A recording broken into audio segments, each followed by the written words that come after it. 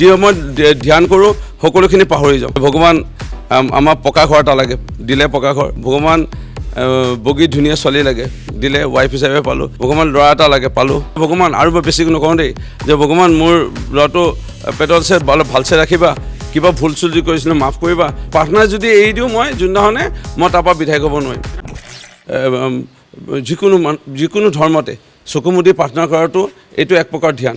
কিন্তু বহুৱে চকু মুদি পেলাই মানে অকণমান সময় 2-3 মিনিট প্ৰাৰ্থনা কৰি ৰয়, বহুতে হয়তো আধা ঘণ্টাও ৰয়। এই চকু মুদি প্ৰাৰ্থনা কৰা সকলো পাহৰি, লোভ মোহ ক্ৰোধ অহংকাৰ সকলো পাহৰি নিজৰ বিশ্বাসত এজনক ধ্যান কৰি কিবা এটা বিচৰা, এইটোকে এটা বিশ্বাস প্ৰত্যেক ধৰ্মতে আছে। হিন্দু হওক, মুছলিম, খ্ৰীষ্টিয়ান, শিখ, ইছাই, বুদ্ধিজিম পৰা আদি, জৈনিজিম পৰা আদি কৰি সকলোতে। সেইকাৰণে কিবা এটা বিশ্বাস আছে আৰু ইয়াৰ পৰা নিশ্চয় ভাল হ'ব দেখোন। আপুনি কৰে নেকি তেনেকুৱা? মই কৰোঁ, এনেই বিধায়ক হৈ থাকিব নোৱাৰোঁ, কিবা এটাতো আছে, কিবা এটা কৰোঁ আৰু কি কৰোঁ আৰু ইমান মুকলিকেতো ক'ব নোৱাৰিম। ধ্যান কৰোঁ, প্ৰাৰ্থনা কৰোঁ, দেউতামাৰ নাম লওঁ আৰু যি সময়ত ধ্যান কৰোঁ সকলোখিনি পাহৰি যাওঁ। অকল এজনকে মনত পেলাওঁ, ভগৱান ঈশ্বৰ, আৰু সেই ভগৱান ঈশ্বৰৰ পৰা বিচাৰোঁ আৰু পাই থাকোঁ। ভগৱানক বিচাৰিছিলোঁ একদম সৰু থাকোঁতে যে ভগৱান আমাৰ পকা ঘৰ এটা লাগে, দিলে পকা ঘৰ। ভগৱান বগী ধুনীয়া ছোৱালী লাগে, দিলে ৱাইফ হিচাপে পালোঁ। ভগৱান ল'ৰা এটা লাগে, পালোঁ। কিন্তু ভগৱানক অকল বিচাৰি থাকিলেও নহ'ব, তেওঁক দানো দিব লাগিব। এতিয়া মই যেতিয়া ল'ৰাটো মাকৰ গৰ্ভত আছিল, এতিয়া মই ভগৱান ক'লোঁ চৰাই চিৰিকটি মই মাৰোঁ, গাড়ীয়ে চাগে মাৰিছোঁ, তোমাৰ বহু মানে জীৱ মই অনিষ্ট কৰিলোঁ। ভগৱান মই তোমাৰ নামততো মোৰ ল'ৰাটো মানে মাকৰ পেটত আছে, একো দিব নোৱাৰিম তোমাৰ, মই খালি চৰাই মানে পাৰ চৰাই মই ছযোৰ মানে দান দিম, মই তাতকৈ একো দান দিব নোৱাৰিম আৰু তোমাক।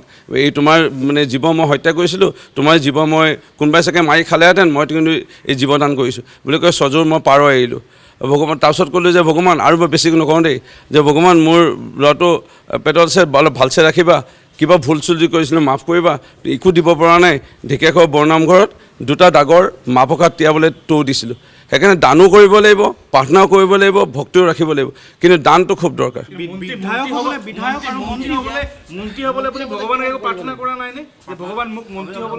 নাই, সেইটো নাই, সেইটো প্ৰাৰ্থনা কৰিব নোৱাৰি। মানে ধনী হ'বলৈ প্ৰাৰ্থনা কৰিব নোৱাৰি, কৰ্ম কৰিব লাগিব, চেষ্টাটো কৰিব লাগিব। কিন্তু এতিয়া মোক ভগৱান মোক বোলে হেলিকপ্টাৰখন দিয়া, সেইটোতো নহ'ব। ভগৱান বোলে মোক বোলে একদম 10 ষ্টৰী মোক 10 তলা বিল্ডিং এটা দি দিয়া, এনেকুৱা প্ৰাৰ্থনা কৰিলে ক'ত প্ৰাৰ্থনা হ'ব? খালি ভক্তিভাৱত প্ৰাৰ্থনা কৰিব লাগে, বিচাৰিব লাগে, আৰু মোৰ মতে ঈশ্বৰে শুনে। মই কৰিছিলোঁ। মই যেতিয়া 2004 চনত মা ঢুকালে 4 ফেব্ৰুৱাৰীত, তাৰ পিছদিনাখনৰ পৰাই মা আধৰুৱা কাম কৰিব পাৰোঁ যেন ভগৱান তুমি শক্তি দিবা বুলি প্ৰাৰ্থনা কৰিছিলোঁ। 2004 পৰা 2006 2 বছৰ, আৰু 2006ত টিকেট পাইছিলোঁ, তাৰপৰা আৰু হাৰিব লগা হোৱা নাই।